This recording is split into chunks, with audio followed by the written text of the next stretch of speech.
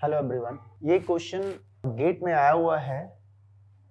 Question major theory से है, measurable set से है, सीक्वेंस ऑफ मेजरेबल सेट से है ना। तो क्या है, कैसे इस क्वेश्चन को करेंगे। वैसे ऑलरेडी हम लोग मेजर थ्योरी का सेगमेंट गेट वाले बैच में कंप्लीट कर चुके हैं। फिर भी ये क्वेश्चन देखिए, let n is equal to 1 2 3 be a decreasing sequence of Lebesgue measurable sets on R। यानी जितने भी E1 E2 E3 सेट हैं वो R के हैं, वो सारे के सारे सेट्स Lebesgue मेजरेबल सेट्स हैं।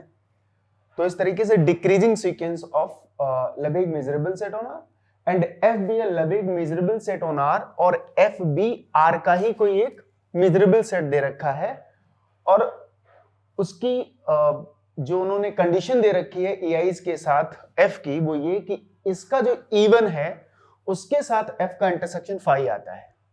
सो E1 E2 E3 dot dot ऐसे हमारा सीक्वेंस ऑफ मेजरेबल सेट्स है जो डिक्रीजिंग सीक्वेंस है, और F भी R का कोई एक मेजरेबल सेट लिया उन्होंने जिसका E1 के साथ इंटरसेक्शन फाई आता था। यहां तक समझे। तो उसके बाद suppose that F has Lebesgue measure 2, तो जो F दे रखा है R का मेजरेबल सेट, उसका मेजर दे रखा है उन्होंने 2।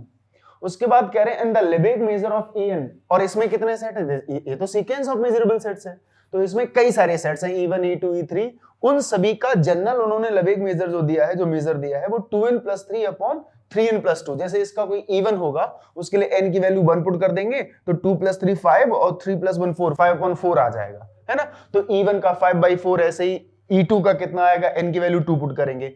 तो आपको ये जो sequence of decreasing sequence of measurable sets दे रखा है, इन सभी का मेजर दे रखा है, और जो F R का मेजरेबल सेट है उसका मेजर दे रखा है। अभी यही जो कुछ भी अभी दे रखा था सबका मेजर दे रखा है। उसके बाद उन्होंने क्या किया कि then the Lebesgue measure of set this, इस सेट का मेजर पूछ रहे हैं वो, और हमें पता है कि intersection of measurable set is again measure, तो ये भी मेजरेबल बनेगा और यूनियन करने से भी मेजरेबल बनेगा। फाइनल जो भी एक सेट बन के आएगा वो एक मेजरेबल सेट होगा जिसका मेजर वो पूछ रहे हैं। और ये चार ऑप्शन दे रखे थे, 5/3, 2, 7/3 और 8/3। समझिए, मैं क्वेश्चन पढ़ते पढ़ते कुछ चीजों को निकालने की कोशिश कर रहा था। उसमें सबसे पहले मैं फोकस कर रहा था कि En जो है वो decreasing sequence of Lebesgue measurable set है। इसका मतलब क्या होता है, सीक्वेंस ऑफ रियल नंबर होती थी तो उसमें हम समझते थे कि अगर कोई decreasing sequence of real number है उसका मतलब होता था कि हम नेक्स्ट वाले टर्म्स की वैल्यू को डिक्रीज कर रहे हैं, है ना। तो इस तरीके से डिक्रीजिंग सीक्वेंस पढ़ते थे कि हम नेक्स्ट वाला कैसे रियल में पढ़ते थे कि हमें जो है नेक्स्ट वाला टर्म जो भी है आपका, वो नेक्स्ट वाला टर्म an + 1 जो प्रीवियस वाले से कैसा होता था, लेस देन इक्वल होता था। यही तो होता है ना मोनोटोनिकली डिक्रीजिंग। और अगर हम सेट्स में देख रहे हैं, सीक्वेंस ऑफ सेट में बात कर रहे हैं, हमने बहुत अच्छे से क्लास ऑफ सेट्स पर, मोनोटोन क्लास इन सबका जिक्र किया था। तो अगर ऐसा कुछ लिखा है तो इसका मतलब सीधा क्या लिखा हुआ है, इसका सीधा मतलब लिखा हुआ है कि प्रीवियस नेक्स्ट वाला जो आपका सेट आएगा वो प्रीवियस वाले में कंटेन करता है। और अगर हम प्रीवियस वाले को नेक्स्ट वाले में कंटेन करते हुए ले चलते हैं तो क्या लिखते हैं बाबू, तो हम लिखते हैं कि monotonically increasing sequence of sets है। अब सेट मेजरेबल है तो सीक्वेंस ऑफ मेजरेबल सेट्स। तो इस तरीके से ये आपको दिया है उसने। तो इसका मतलब है कि E1 is superset of E2 superset of E3 and so on. इस तरीके से ले चलिए इसको। तो ये हमारा सीक्वेंस ऑफ सबसे इंपॉर्टेंट है कि ये Lebesgue मेजरेबल सेट का सीक्वेंस डिक्रीजिंग इस तरीके से है। उसने कहा E1 इंटरसेक्शन, और F भी एक Lebesgue मेजर है, ठीक है, जिसका मेजर 2 है, और E1 के साथ उसका इंटरसेक्शन F आता है। एक बात बताओ, E2 तो E1 में है ना, लेकिन आप मुझसे कह रहे हैं कि E1 इंटरसेक्शन Fi आ रहा है और E2 का हर एलिमेंट E1 के अंदर है। तो जब सबसे लार्जर वाले सेट के साथ F का इंटरसेक्शन फाई आ रहा है तो बाबू E2 तो E1 के अंदर ही है ना, तो इसके साथ भी इंटरसेक्शन फाई ही आएगा, इसके साथ भी इंटरसेक्शन फाई आएगा। In generally we can write कि En इंटरसेक्शन F भी कितना आएगा, फाई ही तो आएगा। तो आप अगर एक बात समझ पाए यहां से कि हम इन सभी E1 E2 E3 और En में सबसे इंपॉर्टेंट पहला जो नोट ये है कि हमें ये सीखना था, और दूसरा नोट ये सीखना है कि अगर ये sequence of decreasing measurable set की है तो हम इन सभी E1 में यूनियन F कर दें, E2 में यूनियन F कर दें, E3 में यूनियन F कर दें, सभी में एक कॉमन सेट का यूनियन कर दें, तब भी तो ये sequence of decreasing measurable sets बनी रहेगी। तो हम एक काम करते हैं मेरे बच्चे कि E1 union F, E2 union F, अभी क्या प्रॉब्लम है इसमें? अभी तो ये ऐसे ही काम करेगा कि नहीं करेगा? तो दरअसल हमने एक और सीक्वेंस बना ली, En union F from running 1 2 3 dot dot dot, और इस तरीके से it is also decreasing sequence होगी ना, is also decreasing sequence of measurable sets की बन गई। इससे क्या कर लेंगे आप? कुछ करें ना करें, बात की बात ये डिक्रीजिंग बनी कि नहीं बनी, इससे एक फायदा है। क्या फायदा है? जैसे ही ये डिक्रीजिंग बनेगी, एक बात आप बताओ मुझे कि अगर मैं आपसे यहां कहता कि E1 और E2 का इंटरसेक्शन कितना आएगा, तो आप क्या बोलते? भाई E1 लार्जर है ना, E2 E1 में कंटेन कर रहा है ना, तो आप मुझसे सीधे कहते हैं कि सर E1 और E2 के इंटरसेक्शन में छोटा वाला कॉमन आएगा, तो E2 इंटरसेक्शन में आ जाएगा। E1 E2 और E3 का इंटरसेक्शन करेंगे तो सर क्या आएगा? E3 आएगा। Gate the point? तो जब मोनोटोनिकली डिक्रीजिंग सेट्स पढ़ रहे हैं तो सबसे लास्ट वाला ही सबसे छोटा मिलेगा उसे।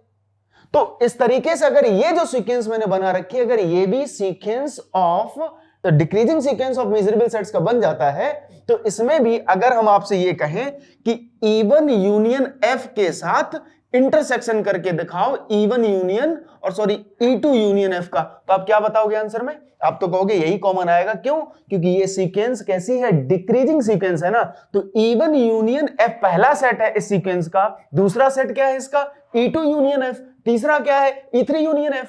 तो इस तरीके से इसका इंटरसेक्शन क्या आएगा? नेक्स्ट वाला जो छोटा है, छोटा कौन आ रहा है? E2 इंटरसेक्शन F आ रहा है। तो बाबू एक बात आप खुद बताओ, अगर मैं इस बात को इस तरह लिख दूं, कैसे लिख दूं? ये सब कहानी ऊपर से उठा रहे हैं, आप समझिए कि अगर मैं इंटरसेक्शन En और n running from 1 to infinity of union Fn लिख दूं, और सॉरी F लिख दूं यूनियन, है ना, तो इसका क्या मतलब हुआ? आप इन सभी का इंटरसेक्शन करने के बाद में F करें यूनियन।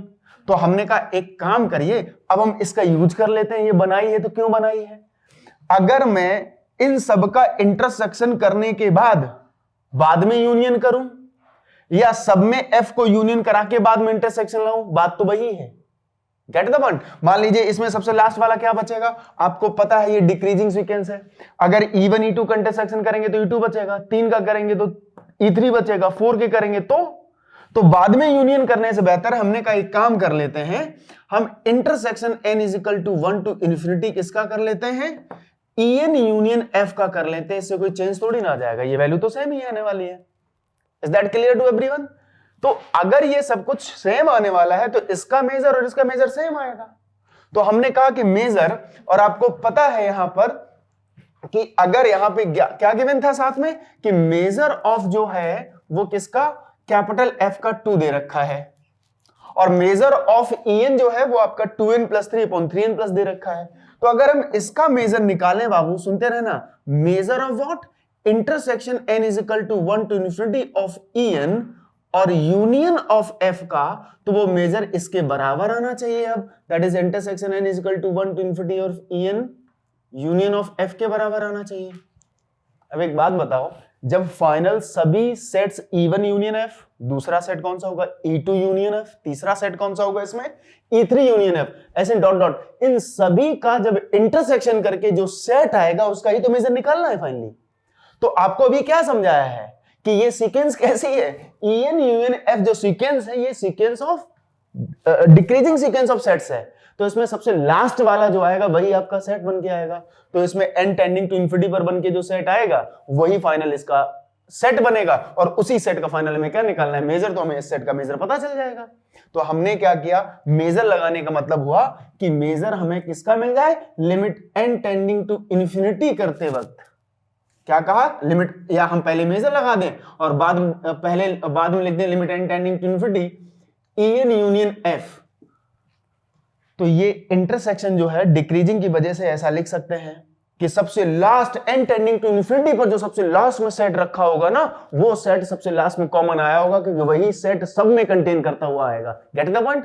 लेकिन अगर हम मेजर की बात करें तो मेजर में अगर हम बात कर रहे हैं इसकी, तो हमने limit n tending to infinity बाहर कर लिया बाबू, और मेजर ऑफ किसका निकालने लगे, en यूनियन f का मेजर निकालने लगे।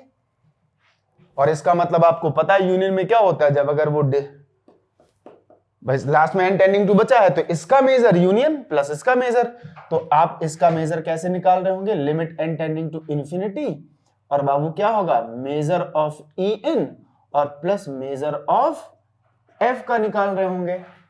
तो इसका मेजर आपका ये है और इसका मेजर ये है। यहां से आपको मिलेगा इसकी limit, that is limit n tending to infinity, और बाबू कितना, 2n plus 3 upon 3n plus 1 n plus 2। इसको कंप्लीट खुद ही सॉल्व कर लो। इसकी लिमिट 2/3, इसकी 2 वैल्यू प्लस में करेंगे तो 2/3 प्लस 2, तो 3 2 जा 6 प्लस 2 8, और 8/3, तो फाइनली 8/3 इसका आ जाएगा। गेट द पॉइंट, क्लियर है। तो इस तरीके से हम इसका इस्तेमाल किए, पहला अंडरलाइन यहां करना है, और इस डिक्रीजिंग की वजह से इससे हेल्प मिली, तो मैंने एक नई sequence of measurable set discuss कर लिया, that is the en union f। That is our interesting, और ये मेरे लिए सबसे इंपॉर्टेंट था कि हमने एक नई decreasing sequence of measurable sets बनाई, जिससे मुझे यहां पर सीधा सीधा फायदा मिला यहां लिखने में। एक तो ये तो हम जानते ही हैं, ये तो फ्रॉम द सेट थ्योरी से मैं पता है, लेकिन इसको फिर यहां लिखने में इसलिए मिला कि ये decreasing sequence of measurable set थी, इसलिए जैसे जैसे हम नंबर ऑफ सेट्स को बढ़ाते जाएंगे अपने इंटरसेक्शन में, तो सबसे लास्ट वाला ही कॉमन आता जाएगा। Get the point. So easily we can find the measure of the required set in this question. So answer is 8/3, easily you can take. Get the point. तो आगे भी कुछ और क्वेश्चंस लाएंगे, लेक्चर्स भी अवेलेबल हैं, तो आप देख सकते हैं। So thank you so much.